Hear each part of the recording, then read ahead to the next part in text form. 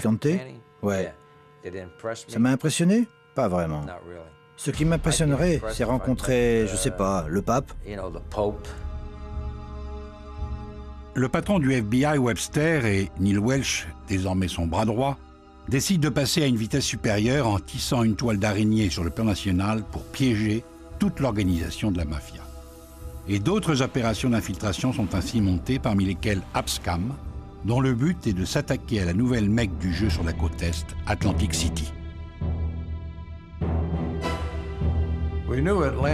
On savait qu'Atlantic City allait devenir une nouvelle Las Vegas, un nouveau centre du jeu et des casinos. Et si le crime organisé s'y implantait, il serait impossible de l'éradiquer. C'est en tout cas l'impression qu'on avait. Abscam, c'est l'abréviation d'Arabscam, autrement dit l'arnaque arabe. On a fait passer un de nos agents pour un chèque arabe. C'était un agent d'origine libanaise qui parlait arabe. On l'a fait venir et on l'a déguisé avec un kéfier et tout le tintouin. Il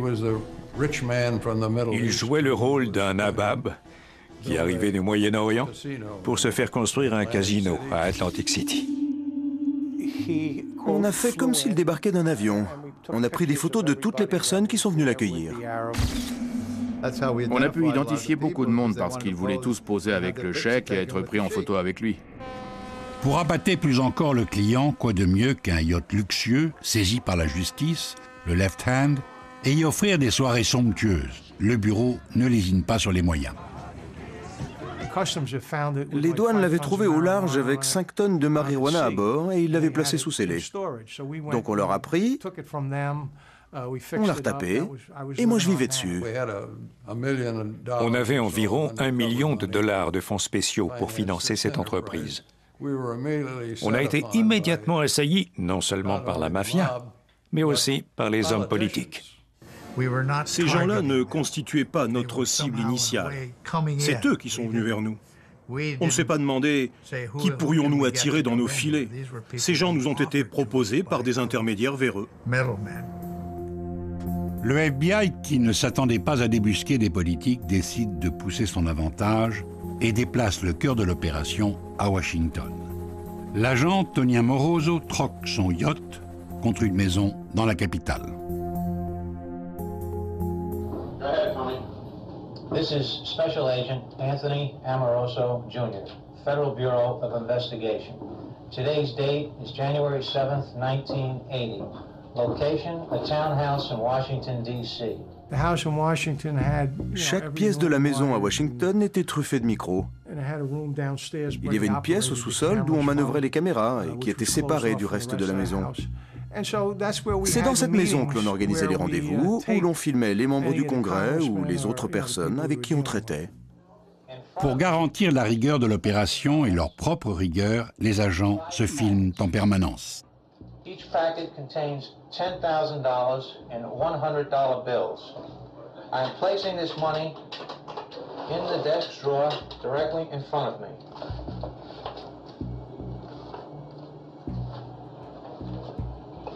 John may have some things that, mutual interest, okay? All right. John comes from a district which is a large coal mining area. À ce moment-là, j'ai dû me livrer à un sérieux examen de conscience. Une de mes fonctions n'était pas de prendre parti politiquement, mais de repérer les enjeux politiques qui pouvaient créer des remous et, par là même, mettre en danger toute l'opération. Nous devions avoir une vision très claire de ce que nous essayons de faire. Nous savions aussi que, quoi qu'il arrive, un accusé allait forcément prétendre qu'il avait été piégé, car ça peut être un moyen de défense légitime de dire qu'on a été trompé, qu'on a été poussé à faire quelque chose qu'on n'aurait pas fait normalement. Pour être certain que l'excuse du piège ne soit pas invoquée, nous avons fixé des règles particulières.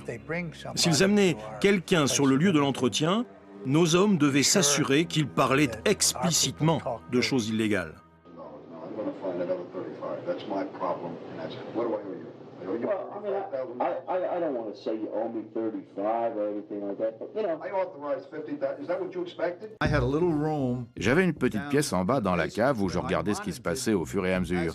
En général, il y avait un adjoint du procureur avec moi et on pouvait appeler Tony et faire des suggestions du genre « fais en sorte qu'il dise telle ou telle chose de façon un peu plus explicite ».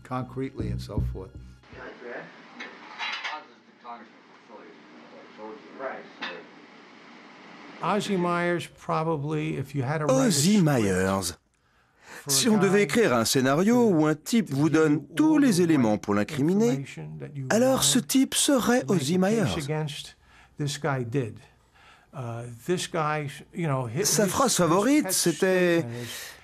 Il me regardait comme ça et il disait « Tu fais les choses dans les règles ? Je vais te dire un truc très simple. L'argent, ça me parle, les conneries, ça me gave. » Okay. Spend it well. After okay. Pleasure. Listen, what I'll do is see when I come back. L'opération tirait en longueur et c'était très éprouvant et très fatigant pour les agents qui y travaillaient dessus. J'ai fini par divorcer. John Good a fini par divorcer.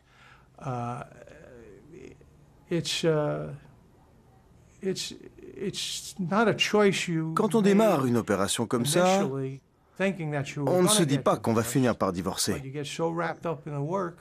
Mais on est tellement pris par le boulot que parfois, les choses se gâtent à la maison. On commençait à être au bout du rouleau et on avait le sentiment que la presse allait nous griller. Il est temps de mettre un terme à Abscam qui fait la une de la presse et d'effacer les traces. Mais ce faisant, le FBI ne sait pas qu'il met en péril l'opération de Piston parce que le fameux yacht, le Left Hand, dont tout le monde parle, Joe Piston s'en est également servi, sans autorisation, pour impressionner Trafficante. C'est là qu'il a vraiment déconné. Le bateau n'avait rien à voir avec son opération. Il s'est pointé sans autorisation avec la franchise.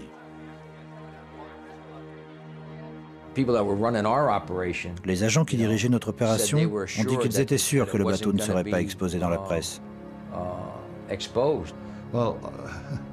Je ne lui ai jamais reparlé. C'était stupide. Il a failli faire tuer 2 personnes. Abscam était arrivé au point où il fallait tout rendre public. Joe, lui, voulait que l'opération continue en secret. Mais c'était une affaire trop énorme pour qu'elle n'éclate pas au grand jour. C'était la faute de personne. Les médias s'en sont mêlés. Pas étonnant. Le yacht avait été utilisé je ne sais combien de fois.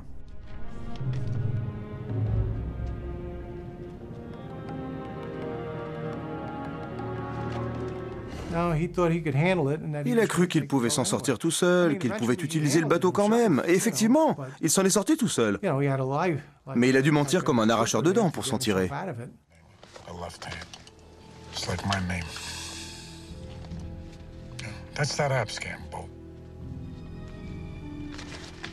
You think I knew that was a federal boat? You think I'm a fucking rat? When Lefty saw that picture, à partir du moment où Lefty a vu la photo dans le magazine, j'avais une seule chose en tête, me rappeler exactement ce que je lui avais dit sur ce bateau et sur mon rapport avec ce bateau.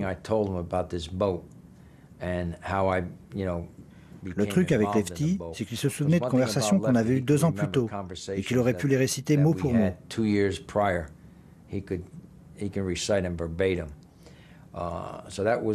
Donc c'est ça que je gardais à l'esprit. Qu'est-ce que je lui avais dit? Comment j'avais réussi à me procurer ce bateau?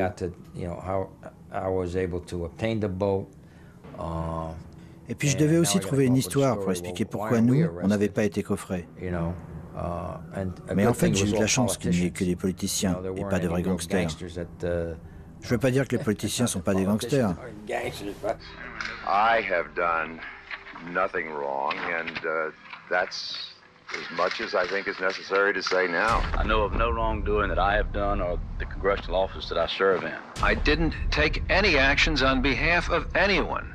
I merely met with some people who portrayed themselves in a certain light. I have not been involved in any kind of criminal activity.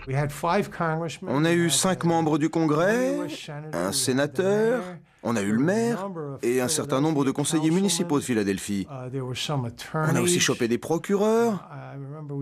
Je me souviens qu'on a même eu un gars des